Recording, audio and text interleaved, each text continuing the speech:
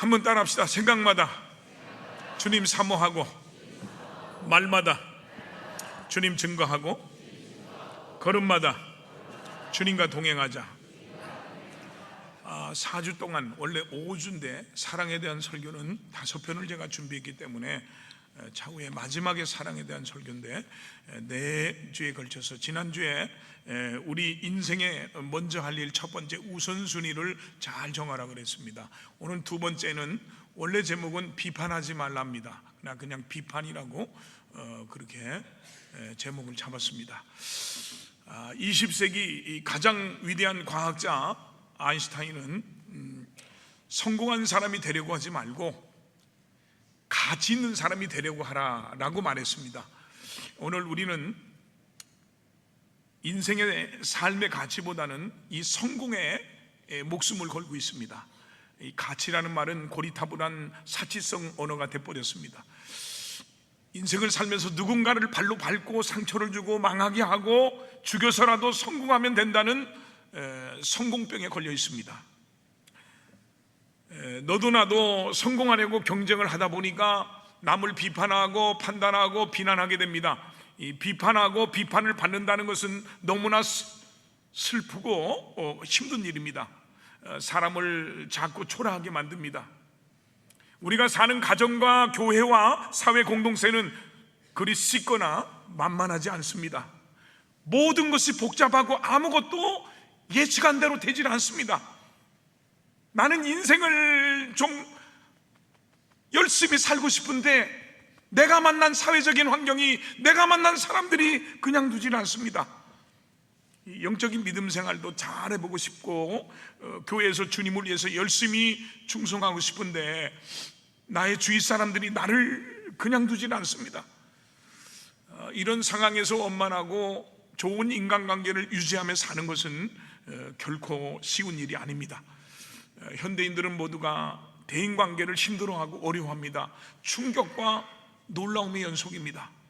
이런 일은 우리가 살아있는 한 끊임없이 끝없이 계속될 것입니다.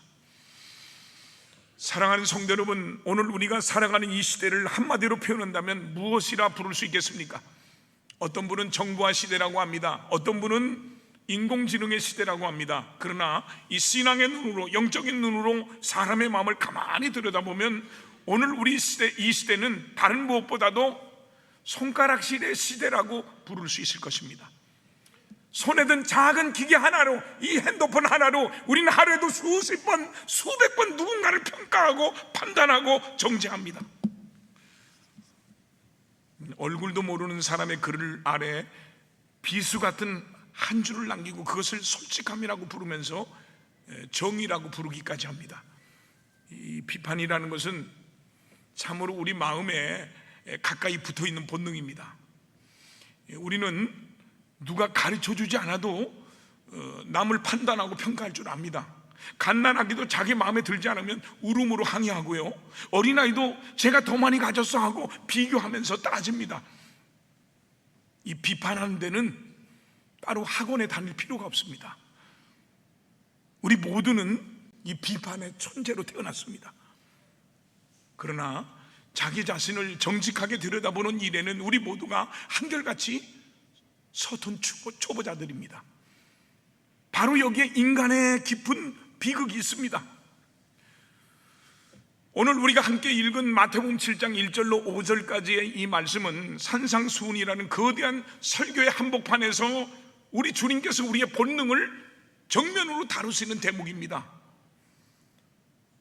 산상수훈의 흐름을 잠깐 떠올려 보십시오.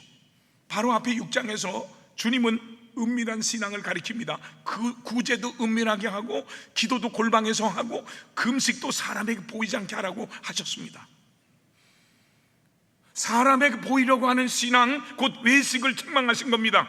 그리고 7장의 문을 여시면서 주님은 그 외식이 가장 교묘하게 숨어드는 또 하나의 영역을 들춰냅니다.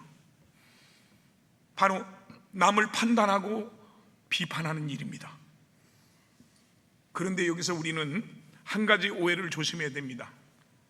이 비판하지 말라는 이 말씀을 마치 옳고 그름을 따지지 말거나 분별을 포기하라는 뜻으로 받아들여서는 안 됩니다. 만일 그렇다면 바로 몇 줄 뒤인 6절에서 거룩한 것을 개에게 주지 말라고 하시며 분별을 명하시고요, 15절에서 거짓 선자를 상가라고 하시고요, 열매로 그들을 판단하라 하신 주님의 말씀과 정면으로 충돌하게 됩니다. 종교개혁자 칼빈은 이 본문을 주석하면서 우리 주님께서 여기서 금하신 것은 판단 그 자체가 아니라 판단에 대한 병적인 욕망, 곧 남을 깎아내림으로써 자기를 높이려는 이 삐뚤어진 마음이라고 분명히 말씀하고 있습니다. 다시 말해서 오늘 본문이 금하는 비판은 정죄하는 비판, 교만한 비판, 자기는 보지 못하면서 남만 보는 외식적인 비판을 말합니다. 요즘 이틀마법이라고 해서 온 나라가 시끄럽습니다. 그러나 아무리 나라라 해도, 그 어떤 개인이라 해도 올바른 판단과 표현의 자유를 막을 수는 없습니다. 그 누구도 국민의 자유권을 빼앗을 수 없습니다. 하나님 중심의 신앙은 인간을 결코 가볍게 보지 않습니다. 우리는 사람의 본성이 죄로 인해 전적으로 부패했다고 고백합니다. 전적 부패란 우리가 할 수 있는 가장 악한 짓을 매 순간 하고 있다는 뜻이 아니라 우리 존재의 모든 부분이, 우리의 지성도, 감정도, 의지도, 그리고 무엇보다도 우리의 눈도 이 죄의 영향을 받아서 삐뚤어져 있다는 뜻입니다. 바로 그 삐뚤어진 눈으로 우리는 이 세상을 바라봅니다. 그 눈은 신기하게도 남의 허물은 만안경으로 보고 자기 허물은 안대로 가립니다.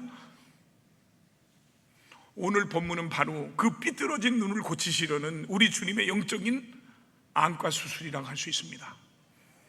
첫째로 성경은 대로 주고 대로 받는 원리를 말씀합니다. 오늘 본문 1절로 2절 말씀을 다 같이 한번 읽어보겠어요. 비판을 받지 아니하려거든 비판하지 말라. 너희가 비판하는 그 비판으로 너희가 비판을 받을 것이요, 너희가 헤아리는 그 헤아림으로 너희가 헤아림을 받을 것이니라. 우리 주님은 오늘 본문 1절에서 비판을 받지 아니하려거든 비판하지 말라고 하시고, 곧바로 2절에서 그 이유를 밝히셨습니다. 너희가 비판하는 그 비판으로 너희가 비판을 받을 것이요, 너희가 헤아리는 그 헤아림으로 너희가 헤아림을 도로 받을 것이라는 겁니다.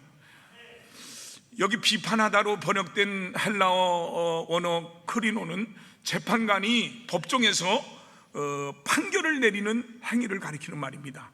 곧 우리 주님은 우리가 마치 재판장이 된 양 다른 사람을 판단하고 정죄하고 판결대에 세우는 그 행위를 경계하라는 겁니다. 더욱 인상적인 것은 이 2절에 헤아리다라는 표현입니다. 이것은 시장에서 곡식을, 쌀을 대로되어 파는 모습에서 가져온 말입니다. 그 당시 사람들은 대박으로 곡식을 측정했는데, 우리도 옛날에 대박으로 했잖아요. 어떤 대박을 쓰느냐에 따라서 양이 달라집니다. 우리 주님의 말씀은 이런 뜻입니다. 네가 남을 잴 때 사용한 바로 그 대박이 하나님께서 너를 재실 때 그대로 쓰일 것이다.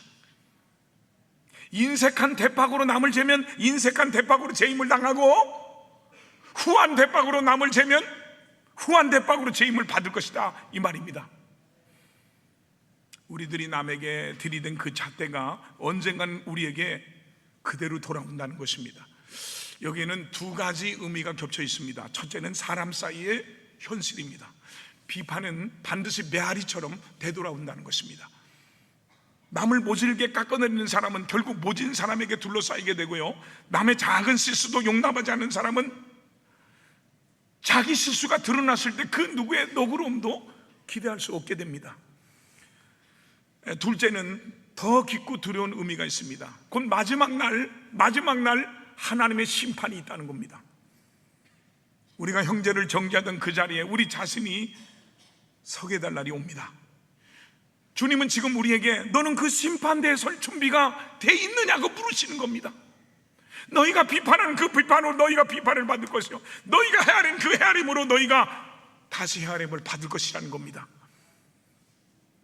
로마서 2장 1절에 보니까 그러므로 남을 판단하는 사람아, 누구를 막론하고 네가 핑계하지 못할 것은 남을 판단하는 것으로 네가 너를 정죄함이니 판단하는 네가 같은 일을 행함이라고 했습니다. 사도 바울은 남을 판단하는 행위가 곧 자기를 정죄하는 행위임을 못 박았습니다. 우리가 남을 향해 손가락을 들어 올리는 순간 그 판결문에 우리 자신의 이름이 함께 적힌다는 겁니다. 손가락은 남을 가리키지만 그 판결의 효력은 가장 먼저 나에게 미친다는 겁니다. 어느 회사에 늘 동료들을 깐깐하게 평가하던 한 중간 관리자가 있었어요. 그는 후배 보고서에서 오타 하나, 숫자 하나를 귀신같이 찾아내서 사람들 앞에서 면박을 주곤 했습니다. 이것도 일이라고 했나? 라는 말이 그의 입버릇이 됐어요. 사람들은 그 앞에 서는 순간 늘 주눅이 들었습니다. 그런데 몇 년 뒤 그 회사가 큰 구조조정을 하게 됐습니다. 누구를 남기고 누구를 보낼지 결정했을 때 경영진은 직원들의 평판을 두루 물어봤어요. 놀랍게도 그가 그동안 남에게 들이댔던 바로 그 잣대, 작은 실수도 용납하지 않았던 그 엄격함이 이번에는 그를 향해서 돌아왔습니다. 그가 과거에 던졌던 모진 말들이 사람들의 기억 속에 고스란히 기억되어 있었던 것입니다. 그가 남을 재던 대박이 그대로 그를 재는 대박이 됐습니다. 여러분, 비판은 결코 허공으로 사라지지 않습니다.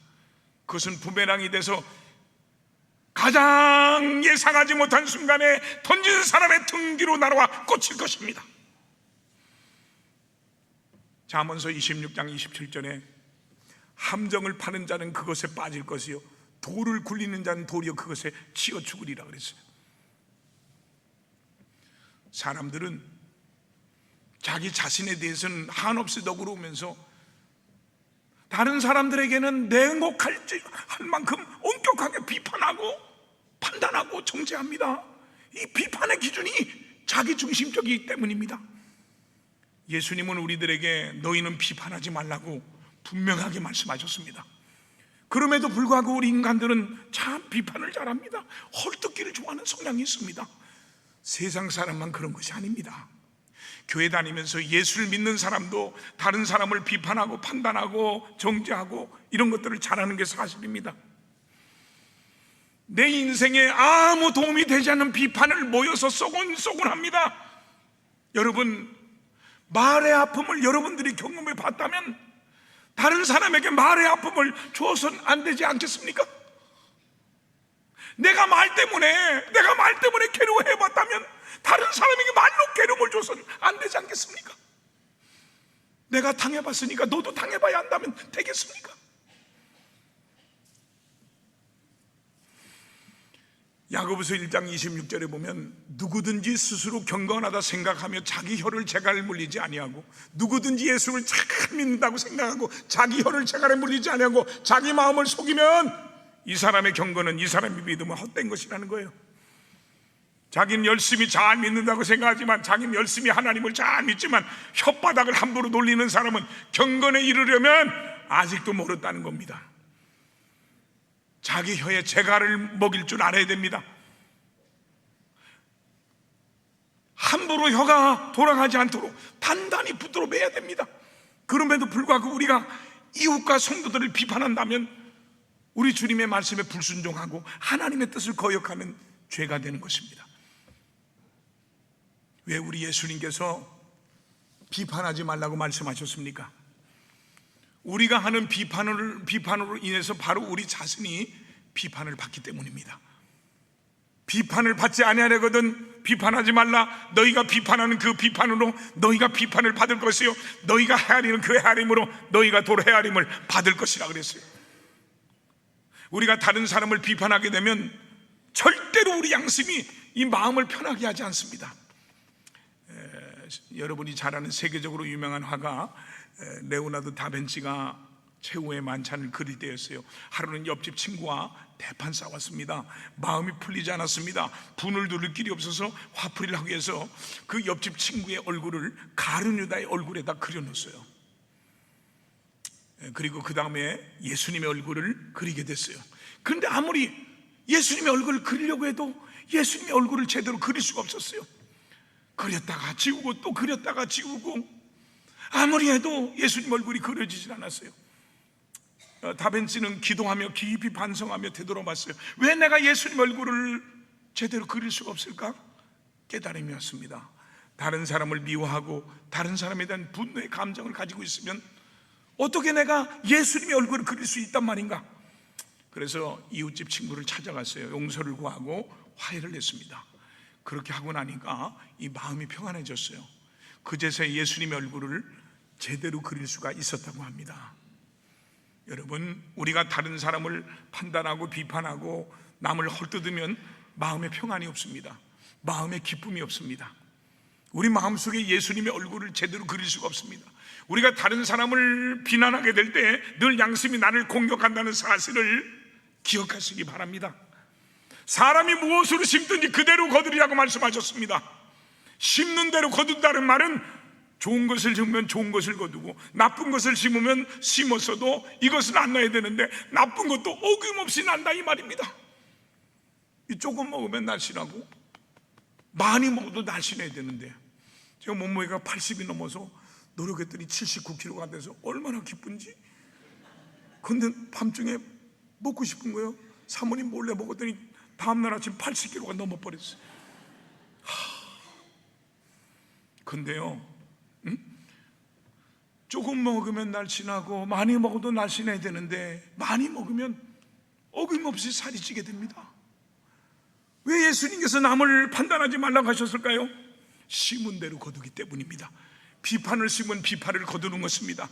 말을 바꿔 말하면 오늘 내가 비판을 거두고 있는 것은 곧 비판을 심었기 때문이 아닌지 뒤돌아봐야 할 것입니다. 여기 비판을 의미하는 것은 남의 결점이나 허물을 들춰내서 퍼뜨리는 것을 말합니다. 이 아픔이라는 것이 여러 가지인데 수술해서 아플 수도 있고 사고로 교통사고로 다쳐서 그럴 수도 있고, 그런데요 바늘로 엉덩이를 찌르면 아픕니다. 그래서 아야 합니다. 그런데 그것은요 손으로 몇 번 문지르면 괜찮아집니다. 그러나 이 말로 마음을 찌르면 오래 갑니다. 평생을 갑니다. 칭찬을 심어야 칭찬을 거두지 비판을 심게 되면 비판을 거둘 수밖에 없습니다.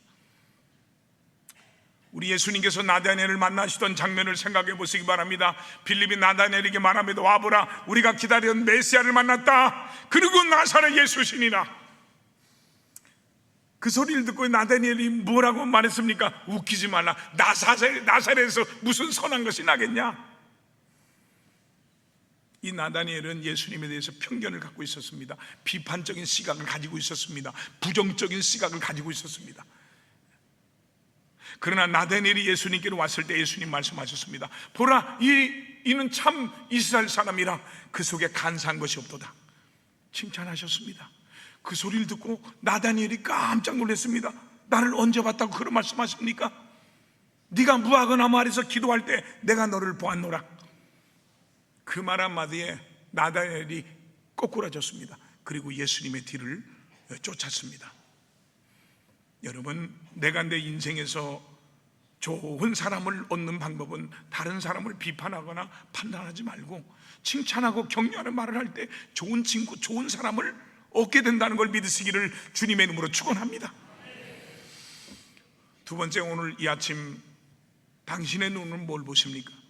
여러분의 눈은 뭘 보고 계십니까? 오늘 보면 3절로 4절 말씀을 다 같이 함께 읽겠어요. 어찌하여 형제의 눈 속에 있는 티는 보고 내 눈 속에 있는 들보는 깨닫지 못하느냐? 보라, 내 눈 속에 들보가 있는데 어찌하여 형제에게 말하길 나로 내 눈 속에 있는 티를 빼게 하라 하겠느냐? 우리 주님은 3절에서 우리 눈을 정조준하십니다. 어찌하여 형제의 눈 속에 있는 티는 보고 내 눈 속에 있는 들보는 깨닫지 못하느냐?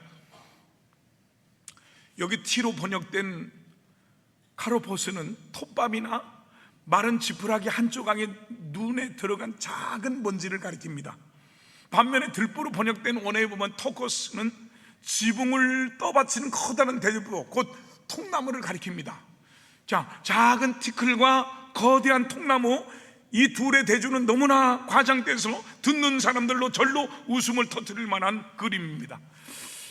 흥미롭게도 이 비유는 목수의 아들이요 친히 목수로 하신 예수님 입에서 나왔습니다.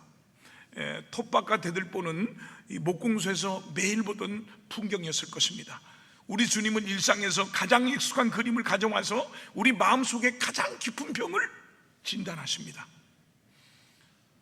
눈에 대들보를 받고 다니는 사람을 상상해 보십시오. 그는 한 걸음도 제대로 걷지 못할 겁니다.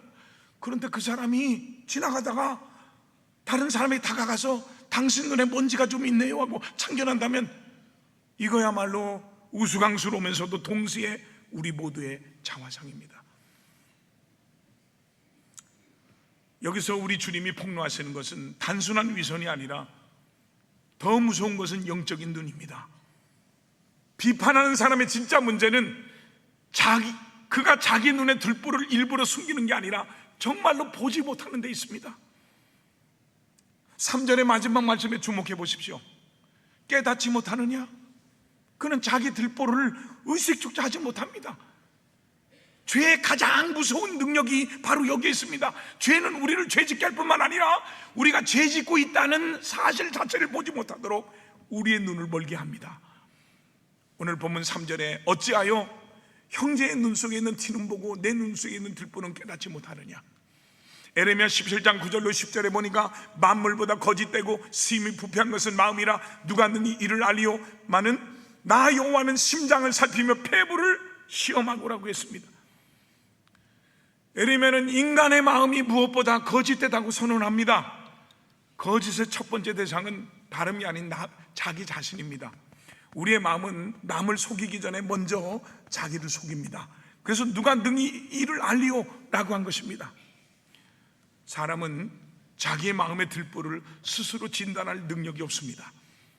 오직 심장을 살피시는 하나님만이 그것을 드러내실 수 있습니다. 그 운전을 해본 분은 누구나 이 사각지대를 압니다. 어떤 분이 제가 운전했더니 목사님도 운전하세요. 나를 뭘로 알고? 나도 운전면허 있고 다 있어요. 이 운전을 해본 사람은 사각지대를 알아요. 백미러로도 사이드미러로도 보이지 않는 그 좁은 영역, 분명히 내 차 바로 옆에 다른 차가 달리고 있는데 거울에는 아무것도 비치지 않습니다. 운전자가 옆에 아무도 없다고 확신하며 차선을 바꾸는 순간 사고가 납니다. 오늘 청라 가자 보니까 사고가 나서 교통경찰이 사고 처리하고 있더라고. 문제는 우리 영혼에도 사각지대가 있습니다. 남의 결점은 백미러처럼 선명하게 비추는 우리의 시야가 정작 자기 자신만은 비추지 못한다는 겁니다. 그래서 우리는 늘 나는 괜찮은 사람이라고 확신하면서 인생의 차선을 바꿉니다. 운전에서 사각지대를 없애려면 고개를 직접 돌려서 어깨너머로 확인해야 하듯이 이 영혼의 그 사각지대를 보려면 우리는 의도적으로 고개를 들려서 이 말씀이라는 거울 앞에 서서 성령께서 비추시는 빛 가운데 자기 자신을 직접 확인해야 됩니다. 이 똥 묻은 개가 겨 묻은 개 나무란다는 격언이 있습니다. 겨한 털 묻은 개를 향해서 온몸에 오물을 뒤집어 쓴 개가 짖어대는 모습입니다. 이보다 오늘 본문은 티와 들보를 잘 설명하는 것이 또 있을까요? 더 큰 허물을 가진 사람일수록 더 시끄럽게 남의 작은 허물을 떠드는 법입니다. 그것은 자기 허물을 가리려는 잘못된 본능이기도 합니다. 비판의 목소리가 크면 클수록 그 사람의 들보가 크다는 신호일 것입니다. 주일 예배가 끝나고 한 권사님이 옆자리에 있는 집사님에게 속삭였어요. 저 옆에 앉은 집사님 화장이 너무 진하지 않아요? 교회 올 때는 좀 단정하게 와야 되는데. 그러자 옆에 있던 집사님이 조심스럽게 대답했어요. 저 권사님 지금 거울 보고 계신 거예요. 그거 거울에 비친 권사님 얼굴이에요. 우리가 비판하는 그 모습이 사실은 유리창에 비친 나 자신일 때가 얼마나 많습니까? 남을 흉보는 말의 절반은 알고 보면 자기 모습입니다. 종교개혁자 칼빈은 그의 기독교 강요 첫머리에서 이렇게 말했습니다. 참된 지혜는 하나님을 아는 지식과 우리 자신을 아는 지식으로 이루어지며 이 둘은 서로 긴밀하게 연결되어 있다라고 말했습니다. 우리가 거룩하신 하나님을 바라볼 때 비로소 우리는 자기 자신이 얼마나 부패한 존재인가를 깨닫게 됩니다. 반대로 자기 자신의 비참함을 정직하게 들여다볼 때 우리는 은혜의 하나님을 찾게 되는 것입니다. 그러므로 자기 인식이 없는 신앙은 반드시 교만해지고, 교만한 신앙은 반드시 남을 향한 비판으로 굳어집니다.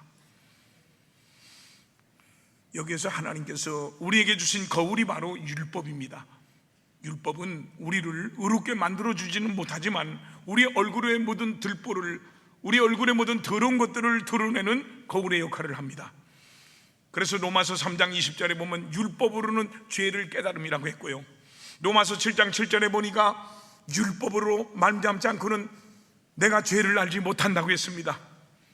거울 앞에 서기 전에는 내 눈에 들보가 보이지 않습니다. 그러나 하나님의 거룩한 율법 앞에 서는 순간 내가 그토록 자랑스러웠던 의로움이 실은 누더기에 불과하고 남의 태를 흉보던 내 눈에 거대한 들보가 박혀 있음을 깨닫게 됩니다. 이 깨달음이 없으면 우린 일평생, 평생 예수를 믿어도 우린 일평생 남의 눈만 들여다보다 인생을 마치게 됩니다. 그러므로 성도는 매일 두 거울인 거룩하신 하나님과 그분의 말씀 앞에 서서 먼저 자기를 비춰보는 성도가 되어야 됩니다. 여러분, 함부로 남을 비판하는 죄를 짓지 맙시다. 좋은 말 칭찬하는 말만 전달하는 사람이 되도록 힘씁시다.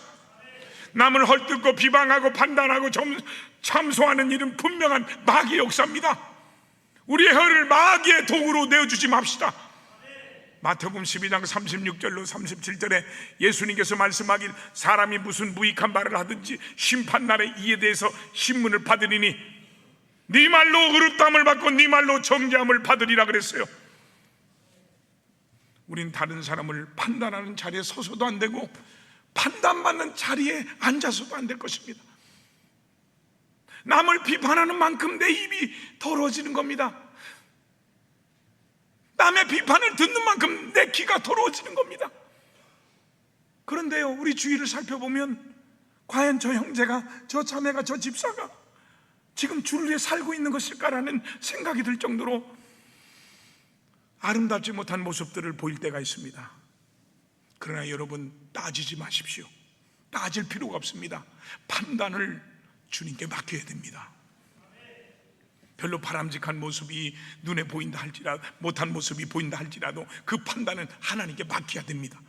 왜냐하면 우리들의 판단은 불완전하기 때문입니다. 여러분, 내 생각이 다 옳은 것은 아니기 때문입니다. 어떤 기차의 차장이 승객의 표를 조사하고 있었어요. 당신은 기차를 잘못 탔으니 다음 역에서 내려서 갈아타십시오 라고 말합니다. 그런데 차표 검사를 해나갈수록 잘못한 손님들이 점점 늘어나는 거예요. 이 기차 안이 온통 아수라장이 됐을 때 손님 한 분이 차장에게, 차장님 실례하지만 혹시 차장님께서 기차를 잘못하신 건 아닙니까? 알고 보니까 정말로 이 차장 자신이 기차를 잘못 탔던 거예요. 여러분, 우리는 어떻습니까? 이 차장처럼 내가 잘못되어 있음을 깨닫지 못하고 다른 사람을 내 생각대로 정죄하고 판단하고 지적하는 잘못을 범하고 있지는 않습니까? 모든 인생의 판단은 하나님께 있습니다. 로마서 14장 10절에 네가 어찌해서 네 형제를 판단하느냐, 어찌해 네 형제를 업신여기느냐, 우리가 다 하나님의 심판대 앞에 서리라고 했습니다. 마지막 5절에 있는 말씀을 다시 한번 읽어봅시다. 외식하는 자여, 먼저 내 눈 속에서 들보를 빼어라. 그 후에야 밝히 보고 형제의 눈 속에서 티를 빼리라. 참, 목회를 하면요, 참 골 때리는 사람도 많고 이해가 안 가는 사람도 많아. 어떤 성도 한 분이 목사님을 찾아와서, 목사님, 저는요 은사가 꼭 하나밖에 없어서 쓰임받는 인생을 살아갈 수가 없을 것 같습니다 라고 말하더래요. 그래서 목사님이 무슨 은사냐고 물었더니 그는 잠시 주저하더니 비판의 은사인데요 라고 하더래요. 여러분, 그 많고 좋은 은사 중에 하필이면 왜 비판하는 은사입니까? 부정적인 비판은 개인과 공동체를 무너뜨리는 일이 됩니다. 내가 의도했던 의도하지 않았던 이런 비판은 하나님이 아닌 사탄에게서 온 것입니다. 성경은 이런 비판을 삼가해야 한다고 가르칩니다. 그리고 이런 비판 때문에 우리 마음이 흔들리지 말아야 합니다. 사탄은 바로 이 부정적인 비판으로 하나님의 사람들과 하나님의 사역을 망가뜨리고 파괴시키고 있습니다. 깃털은 같은 것끼리 모인다는 속담이 있습니다. 참새는 참새끼리만 다닙니다. 하늘나는 기러기가 수십 마리가 다니는데요, V자형으로 기러기끼리 다니지 독수리가 야 내가 하늘나는 새 왕이니까 나를 따르라 그러지 않습니다. 깃털끼리 모인다는 겁니다. 비판을 해서 내가 비판하는 사람이 되는 게 아닙니다. 비판이 내 속에 있기에 내가 비판하는 사람이 되는 겁니다. 이 말은 내가 나쁜 짓을 했기 때문에 나쁜 사람이 아니라 내가 나쁜 사람이기에 나쁜 짓을 하는 거예요. 다시 바꿔 말하면 내가 죄를 졌기 때문에 죄인이 아니라 내가 죄인이기 때문에 내가 죄를 짓는 것이다, 그 말입니다. 그렇기 때문에 이것은 비판의 문제가 아니라 사람의 문제라는 것을 알아야 돼요. 말의 문제가 아니라 마음의 문제, 행동의 문제가 아니라 자신의 문제다, 그 말입니다. 여러분, 아름다운 꽃에는 벌과 나비가 날아들고 똥에는 똥파리만 날아드는데요, 날아오는 벌과 나비, 똥파리가 문제가 아니라 그 꽃이 문제요, 똥이 문제라는 사실입니다. 내가 꽃이 있고 향기가 있으면 아무리 똥파리로 오라고 해도요, 벌과 나비만 날아오고요, 내게 똥이 있으면 아무리 벌과 나비를 원해도요, 똥파리만 날아오는 겁니다. 사람들은 대개 이것을 깨닫지 못하고 자꾸 벌만 탓합니다. 자꾸 똥파리만 탓합니다. 왜 나한테는 왜 저런 것들만 달라붙냐 그럽니다. 그러나 그것은요, 자기를 탓해야지 남의 탓을 해서는 해답이 안 나옵니다. 여러분 주변의 사람들을 보십시오. 주변에 좋은 친구가 끌면 나는 좋은 사람이 됩니다. 은혜 있는 친구가 끌면 나는 은혜 받은 사람이 됩니다. 기도하는 사람이 끌면 나는 기도하는 사람이 됩니다. 그러나 내 주변에 시험 드는 친구만 끌면 나는 시험 드는 사람이 됩니다. 내 주변에 화도꾼만 끌면 나는 화도 치는 사람이 됩니다. 내 주변에 춤추는 사람만 끌면 나는 춤추는 사람이 됩니다. 내 주변에 술 친구만 끌면 나는 술을 좋아하는 사람이 됩니다. 어찌 난 맨 술 먹는 사람만 오냐? 그게 그 사람을 탓할 게 아니라 내가 술을 먹으니까 오는 거예요. 여러분 주위를 돌아보세요. 매일 만나는 가까운 사람이 그 사람이 무엇하는 사람인가 생각해 보세요. 여러분, 비판해서는 안 되는 것은 내 속에 비판이 있기 때문입니다. 내 속에 비판이 있으면 자꾸 달라붙는 것은 비판만 달라붙는 거예요. 자, 이것을 영적으로 한번 생각해 봅시다. 내 안에 성령님이 계시면 오가는 영들이 성령이나 천사들만 역사합니다. 이 사람은 지나가도 은혜를 받습니다. 이 사람은 지나가다가도 깨달음을 받습니다. 이 사람은 남의 잘못을 보고도 자기가 깨달음을 얻습니다. 그래서 더욱 성령 충만하게 됩니다. 자, 사도행전 3장에 보면 베드로는 성령이 충만해 있었고요, 요한복음 13장에 보면 가련을 다는 마귀가 충만해 있었는데 성령 충만한 베드로는 안진뱅이를 일으키고 고쳤고, 많은 사람은 그리스도 앞으로 돌아가게 하는 반면에 마귀 충만한 가련 유다는 은 30냥에 자기 스승을 팔아먹고 결국 양심의 가책을 받고 목매달아 죽고 말았습니다. 성령 충만과 악한 영의 충만은 사람으로 하여금 이렇게 다르게 만들게 됩니다. 다시 말씀드리면 사도행전 4장 8절에 베드로가 성령이 충만하게 가로되 그랬고요, 사도행전 5장 3절에 보니까 아나니아야 어찌하여 사탄이 내 마음에 가득하냐 그랬습니다. 오늘 여러분의 마음속에는 무슨 영이 가득합니까? 우리는 영분별의 은사를 받아야 됩니다. 마지막 때를 사랑하는 우리들은 무엇이 옳고 그른지를 아는 영분별의 은사를 반드시 받아야 됩니다. 여러분을 위해서 말씀에 근거한 권면을 다시 드립니다. 제발 다른 사람을 판단하지 마십시오. 비판하지 마십시오. 비판하면 비판만 달라붙습니다. 우리 하나님께서 우리 인간을 창조하실 때 귀는 2개를 창조하시고 입은 하나를 만드셨습니다. 그 이유가 어디 있겠습니까? 야고보서 1장 19절에 보면 사람마다 듣기는 속히 하고 말하기는 더디하라고 했습니다. 그저 생각나는 대로 아무렇게나 툭툭 내뱉는 말을 하지 말고 다른 사람의 입장을 생각하면서 말을 조심하면서 신중하게 하라는 뜻인 줄 압니다.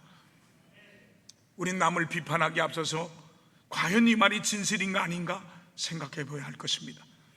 내가 잘못 판단해서 그렇게 생각한 것은 아닌지 먼저 뒤돌아보고 생각해야 할 것입니다. 또 그것이 아무리 사실이라 할지라도 이 말을 상대편이 들어서 과연 유익할 것인가, 그렇지 않으면 덕이 되지 않을 것인가, 우리가 그것도 생각해 봐야 됩니다. 그리고 비록 다른 사람이 들어서 유익하다 할지라도 내가 이 말을 꼭 해야 될 필요성이 있는가를 한번 더 생각해 봐야 됩니다. 그리고 말을 많이 하지 마십시오. 실수가 많아집니다. 허물이 많아집니다. 우리 집사람이 나는 농담도 하지 말아요. 다 진담으로 듣는다고 성도들이. 나는 원래 내 꿈이 코미디언이었는데. 말은 그 사람의 인격입니다.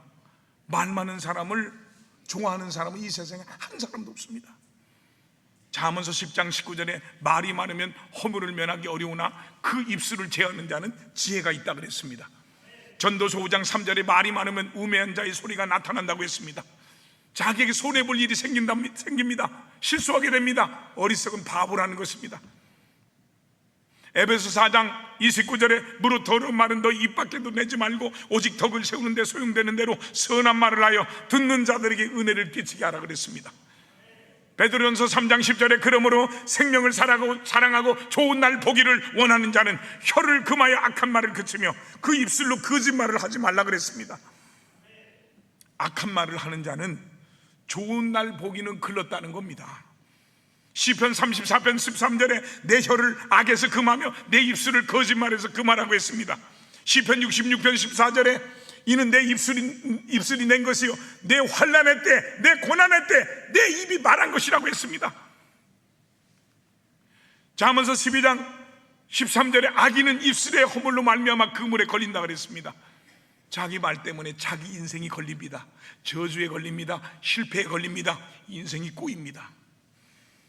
잠언서 12장 22절에 거짓 입술은 여호와께 미움을 받는다고 했습니다.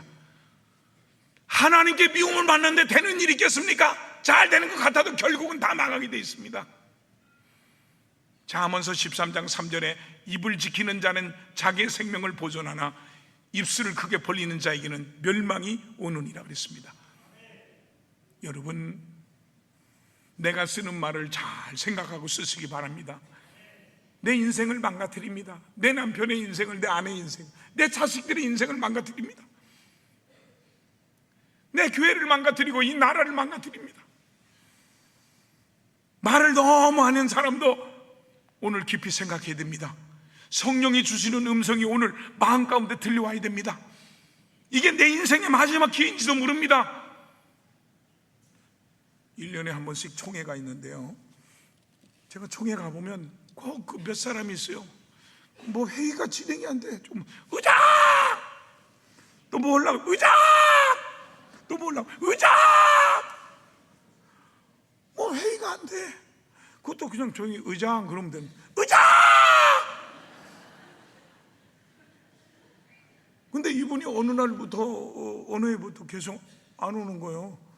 그래서 내가 가서 물어봤어요. 그 목사님이 안 오냐니까. 그분이 총회 때 가려고 딱 했는데 그날 밤 잠을 자는데 꿈에 예수님이 나타나서 너 이번 총회 가서 또 입 벌려서 얘기하면 입을 쫙 찢어버리겠다.